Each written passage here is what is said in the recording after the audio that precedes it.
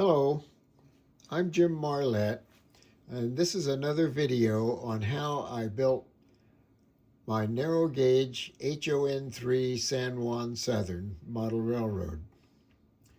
Today I want to talk about how I lay out the ties for switches or turnouts, whichever you want to call them, and I'll probably call them both in this video. I tried Fast Track's quick sticks and I didn't like them. And my answer to that was to use their turnout templates and place Mount Albert or Kapler individual switch ties in the proper places and then glue them down in the traditional fashion and add the switches later. So this is how I do it. First thing you need to know is that these things are free from Fast Tracks. And you don't have to use any of their products to get these things for free. I think that's a wonderful service. But I do use their assembly fixtures or jigs to make my switches. I cut off the ends. These print on an 8.5 by 11 sheet of paper for a number 6 HON3 turnout. And there's a little white paper left over, and I just whack that off so that if I get tape on that, I don't tear my template trying to get it off.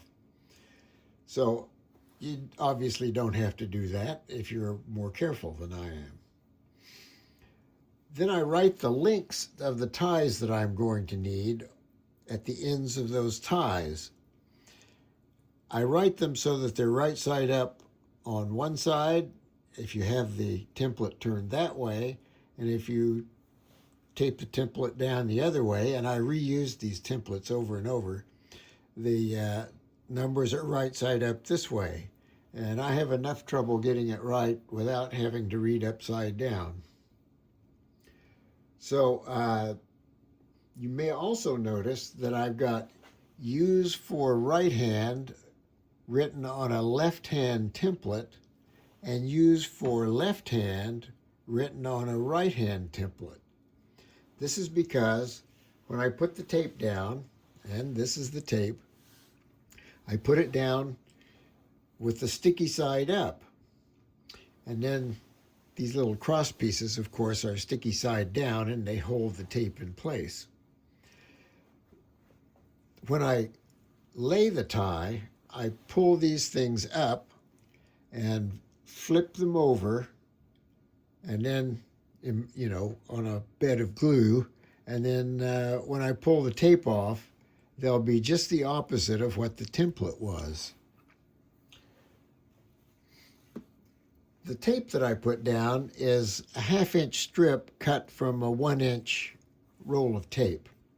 I usually use a much thinner piece of tape to put down my ties because I want to go around corners, curves, I guess I should say, and I want the thing to bend. But when I'm laying switches, I want them to stay pretty darn straight. So I use a wider strip of tape to make it a little easier to position those without them falling off.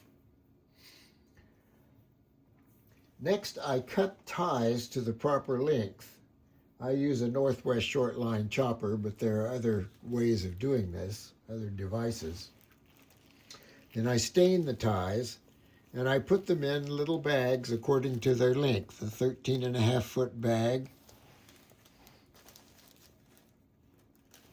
a 13-foot bag, a 12-foot bag, and so on and so on. And laying them out in order so that when I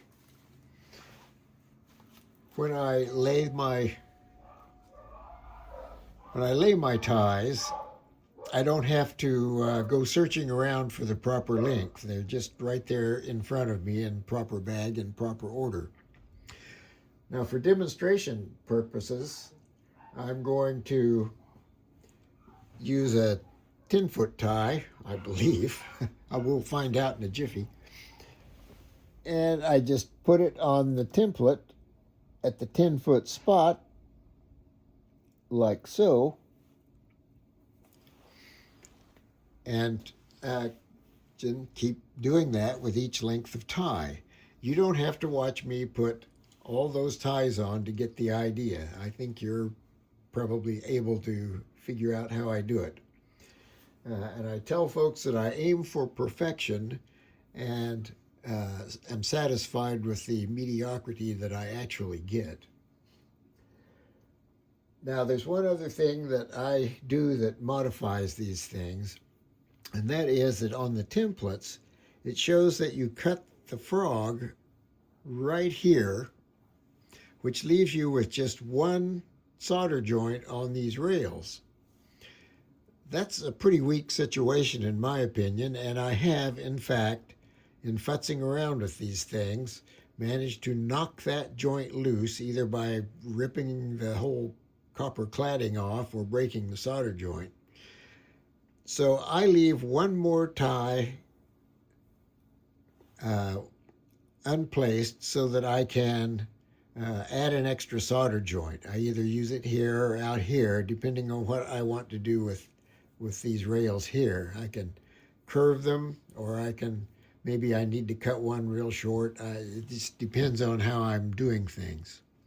And I guess with that, I should mention that the Fast Tracks templates have a nice little shaded area for all of the copper clad PC ties so that you don't have to, so that you can avoid putting a wooden tie where you shouldn't put one, and then have to do a whole bunch of ungluing and screwing around. So anyway, that's my video for today. I hope you've enjoyed it. I hope you can put up with my faltering patterns of speech, and we'll see the next one that I put up. Again, thank you for watching.